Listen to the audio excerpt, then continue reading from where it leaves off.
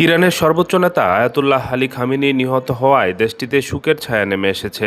এ ঘটনায় তীব্র প্রতিক্রিয়া জানিয়েছে ইসলামী বিপ্লবী গার্ড বাহিনী। আইআরজিসি এক বিবৃতিতে বলছে, আমরা একজন মহান নেতাকে হারিয়েছি এবং আমরা তার শোকে মহমান। বিবৃতিটি প্রকাশ করেছে বার্তা সংস্থা ফার্স। বিবৃতিতে আরও বলা হয়, মানবতার সবচেয়ে নিষ্ঠুর, সন্ত্রাসী ও জল্লাদের হাতে তার নিহত হওয়া এই মহান নেতার বৈধতার প্রমাণ এবং তার আন্তরিক সেবার প্রতি জনগণের স্বীকৃতির নিদর্শন। আইআরজিসি হুঁশিয়ার দিয়ে বলেছে, ইরানি জাতির প্রতিশোধের হাত তাদের ছাড়বে না।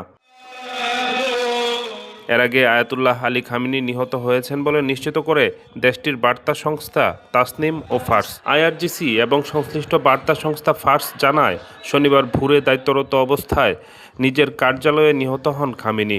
যুক্তরাষ্ট্র ইসরায়েলের হামলায় খামেনির মেয়ে, জামাতা এবং নাতনিও নিহত হয়েছেন বলে জানিয়েছে সংবাদ মাধ্যমটি।